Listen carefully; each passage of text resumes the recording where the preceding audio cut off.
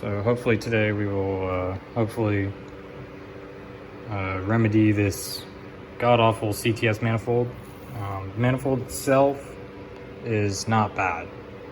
However, the runner where it meets the head is just atrocious. I mean, there is quite literally no O-ring to seal on the head. I mean, this is the bottom. This isn't where it was leaking, but I mean, even then, you can kind of still tell that like there's not even a millimeter of clearance for that gasket to seal on the head. When I first had installed it, these bungs for like your sensors or meth or nitrous or whatever the fuck you want to put here, all the ones that I had put on down here were all leaking. Not a lot, but just a little bit, because all these nuts are tapered. So as the more you put them in, the more they'll expand. That's why they're not like all the way in, because obviously they're tapered at the end. So you don't want to put them in quite all the way, because you'll probably end up stretching this cast and cracking it. These are easiest to do when they're actually held down by something, so like bolted to the head.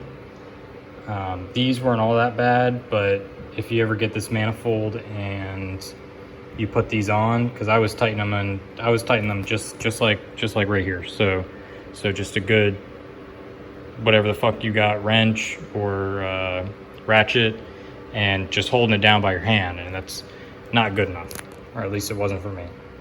I do want to note that cylinder 1 is a pain in the ass to get to if it's on the car. Don't recommend it. So I recommend tightening all this bullshit, specifically the 6 bungs, off the car in whatever way you can. Have a friend hold it with their fucking foot or something, and just take like a 12-inch ratchet or a 18-inch 3/8 ratchet and just whip them down. But when I first had installed this manifold, I didn't have too much issue with the O-rings that seal the head. However, second time around, now third time around doing this, it seems like they're one-time use. The O-ring that goes to the runners to the plenum is not bad. So once you put this on, you really have no need to take it off. But I'm gonna cut real quick. So for little demonstration purposes, all we're gonna use is some RTV or any type of sealant, and just kind of trace the O-ring. Brother did this one, I did this one. But if you're good at lining cakes, for like decorating cakes, easy peasy. But obviously, try not to get it in this hole here, as that hole matches up, if I'm not mistaken, with the ports on the head. You don't really need to give a shit if you don't care about your evap canister. I have mine blocked. You don't always need it. I just have mine rerouted to the intake on the nipple here, so that way it sees some airflow and this sensor doesn't throw a code. But that's all these ports on the head do. If you have a OEM PCV, would recommend not capping it. But if you have a catch cam, just kind of get rid of it. You don't really need it. But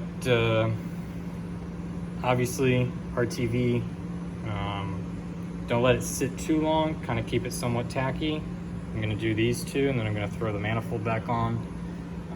Another trick with the CTS manifold,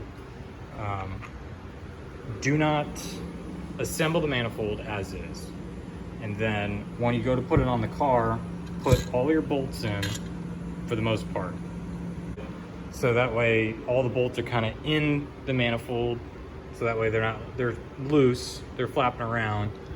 But once you get it up to the head, you can kind of just screw one in and they're all lined up, and you just need to get your extension and shove it in there and call it a fucking day.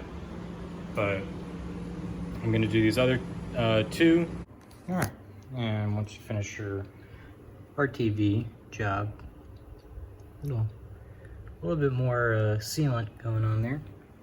Obviously throw in all your bolts preemptively, so that way it's easier to just line it up with the head. I found it easiest to kind of hook it in to the throttle pipe and then kind of just hook and back forward.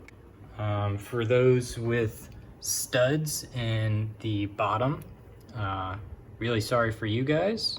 I had that on my GTI, sucked ass. You gotta take this line off and the sensor's in the way, and it's not fucking fun. But another alternative to this type of manifold, you could do a runner delete. Saw decent gains with that. Not a lot though. Gains with this, I've seen up to 30 wheel, at least on this car. Going from stock manifold with flaps to this manifold, so about 30 wheel increase. Same tune, no changes. Same temperature, so day after. Same road, same everything, same conditions. 30 wheel, pretty good.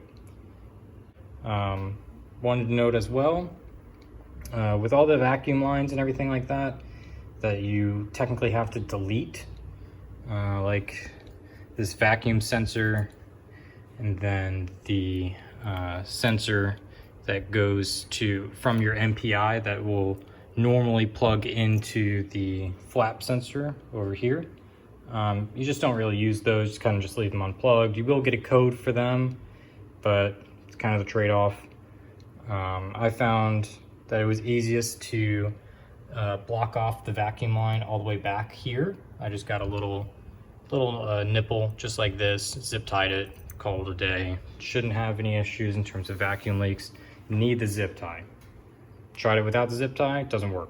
Tried it with the zip tie, perfect. Kind of see, get a little better light in there.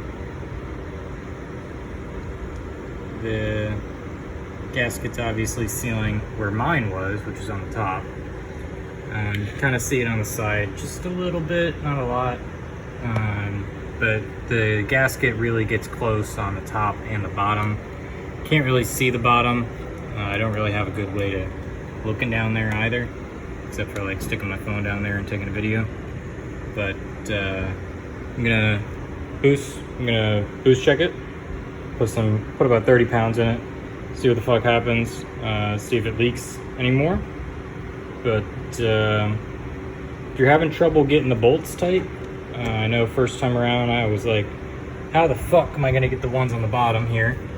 But the easiest way I found to do it was obviously get your T30 for those bolts, and then either kind of use your finger and kind of swipe it. So get your finger down in there, see if I can get a good angle, and just kind of swipe up.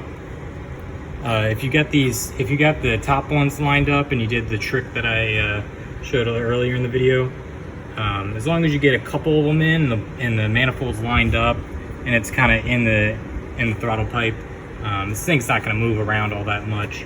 So those bottom bolts should thread in just about easy peasy. So you can kind of just swipe your finger up from the bottom, so long as you don't have like some sausage fingers or something. But hardest ones to get to is probably like cylinder 1 and then maybe cylinder 3. These bolts are kind of a little hard just because of the MPI tap right there. But obviously only really recommend doing this if you just want to do it once, or if you're experienced in the terms of RTV and can actually throw a good beat on it and not fuck shit up. Recommend doing it, obviously. So what I'm actually going to do is I'm not going to boost leak test it tonight. Throw a fan on it, throw a battery on it, let the battery die overnight, and just kind of leave the ports open so that way some air can kind of get inside the into the head, and see if I can't cure the RTV prior to loosely testing it, simply because I don't want to blow it out, especially if it's still a little tacky. Obviously throwing 30 pounds at it, it's probably going to blow it out, and obviously we're trying to fix it, so I'm not going to do that. All right, so next day,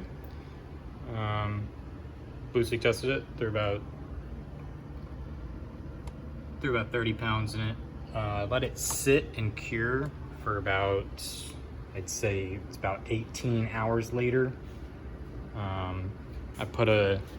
After doing this, I put a little bit on a rag just to see the tackiness of it.